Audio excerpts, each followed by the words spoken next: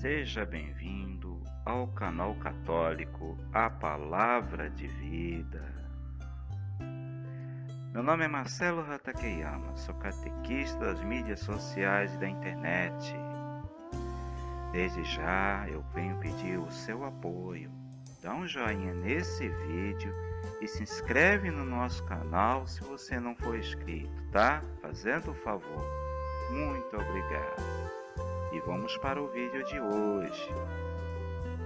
Sejam bem-vindos à Escola da Fé Cristã.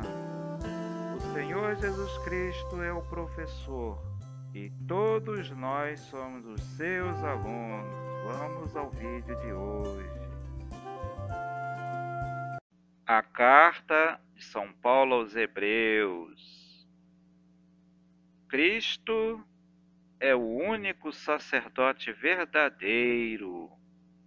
Irmãos e irmãs, vamos assistir o vídeo de hoje acompanhando a Bíblia Pastoral, Palavra de Deus. Bom dia, irmãos e irmãs. Sejam uma vez bem-vindos ao nosso canal católico, a Palavra de Vida. E na Escola da Fé Cristã de hoje, vamos conhecer um pouquinho mais sobre a Carta de São Paulo aos Hebreus. Pois é, irmãos e irmãs, aqui a introdução da Bíblia Pastoral, da página 1474, e tem o título assim: Cristo é o único sacerdote verdadeiro. Pois é, irmãos e irmãs, eu costumo chamar essa carta de o Catecismo para os cristãos de origem judaica, porque dentro da linguagem do pensamento judaico, o apóstolo ele vem explicar o sentido de Jesus Cristo, da salvação realizada em Jesus Cristo. Tá bom, gente? Então ele vem explicar o mistério cristão para aqueles que vêm do judaísmo. Irmãos e irmãs, vamos agora acompanhar essa leitura bonita, dessa bonita introdução. Assim chamada Carta aos Hebreus é comumente atribuída a São Paulo. Entretanto, o seu estilo não tem nada parecido com o de Paulo, e até o século IV a Igreja do Ocidente recusou-se a atribuí-la ao apóstolo. Seu autor, ou seja, escritor, porque o autor da Bíblia é o Espírito Santo, irmãos e irmãs? Mas aqui está dizendo o autor. O autor é desconhecido, da segunda geração cristã, e escreveu-a por volta do ano 80 depois de Cristo. Nada indica também que o texto seja uma carta. Falta o endereço e saudação, e o estilo é impessoal, sem nenhuma referência a destinatários. Então essa é a característica, das cartas de São Paulo. Elas sempre vêm, todas elas vêm sempre com uma saudação, endereço, tem um estilo assim pessoal, e sempre aparecem referências de destinatários, nomes de pessoas, entendeu? É isso. Então, a Carta aos Hebreus ele é como se fosse um documento, mas ele não apresenta esses elementos comuns das cartas de São Paulo. Continuando. O gênero literário é o mais de sermão ou homilia. Então, é mais parecido um sermão e ou homilia, É isso aí. Só no final, a gente vê lá no capítulo 13, versículo 20 ao 25, que aparecem elementos típicos de um bilhete, talvez enviado juntamente com o discurso e recomendado a sua leitura. Os destinatários são um grupo de leitores que se acham em grande perigo de rejeitar a fé em Jesus como revelador e portador da salvação.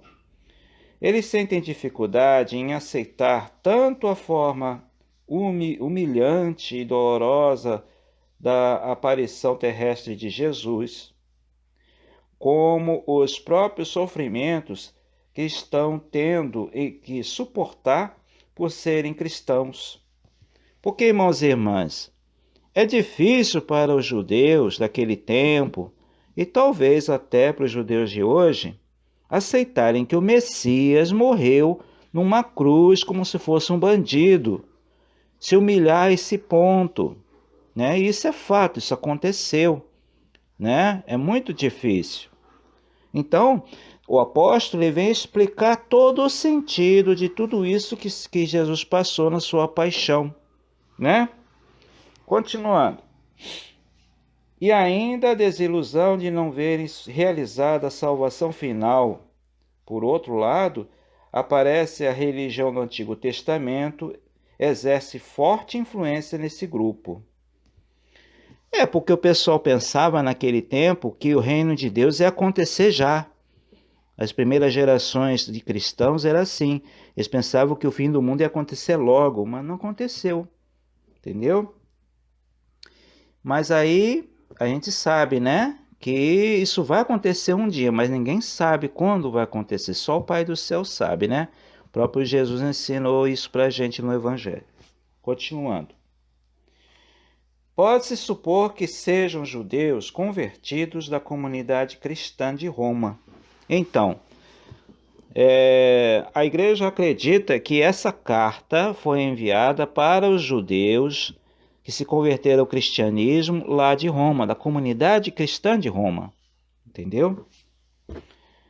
O escrito é de grande importância no quadro geral do Novo Testamento, pelo fato de apresentar Jesus como aquele que supera a instituição cultural do Antigo Testamento. Paulo havia mostrado a caducidade da lei, anunciando que não é a piedade legalista que salva. Agora, o autor de Hebreus mostra que a piedade cultural ligada ao templo, que é o templo de Jerusalém, e aos sacrifícios não assegura o perdão e a comunhão com Deus. Por quê?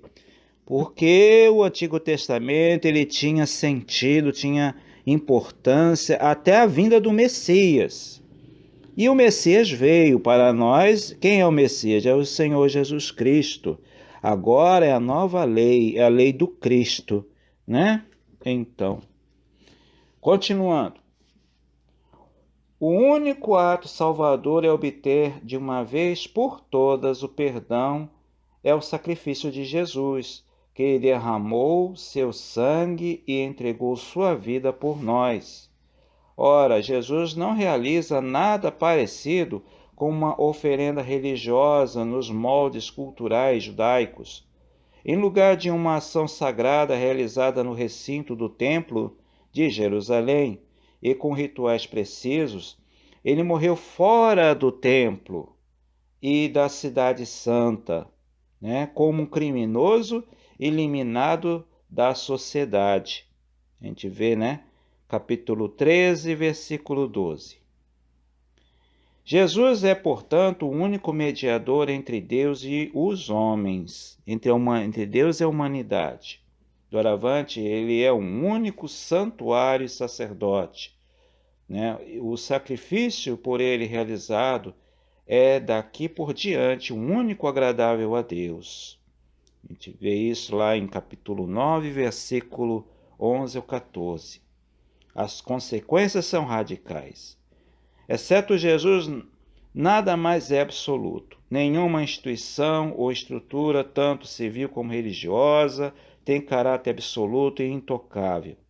Sendo o único mediador, Jesus abre completamente a comunicação entre Deus e a humanidade entre si, O povo está livre para participar inteiramente da realidade de Jesus e, portanto, ter acesso à intimidade com Deus, com o próprio Deus.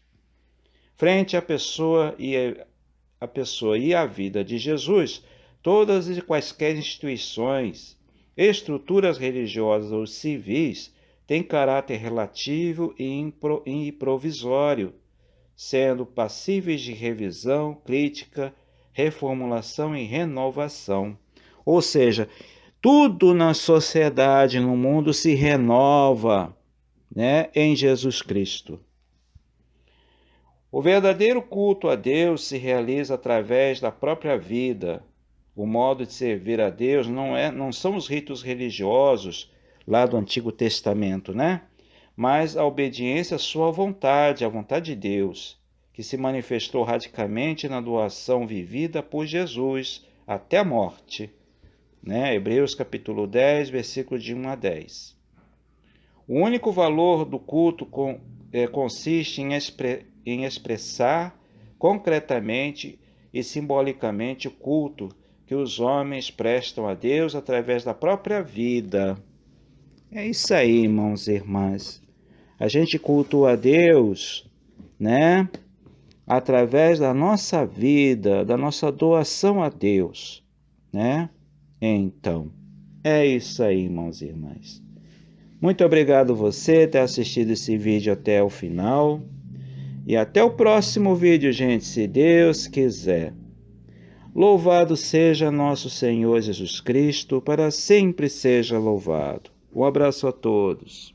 Muito obrigado a você que assistiu esse vídeo até o final. Se você ainda não deu o joinha nesse vídeo, por favor, dá um joinha nesse vídeo, tá? E se inscreve no nosso canal se você ainda não é inscrito. Muito obrigado. Até o próximo vídeo, gente. Louvado seja nosso Senhor Jesus Cristo, para sempre seja louvado.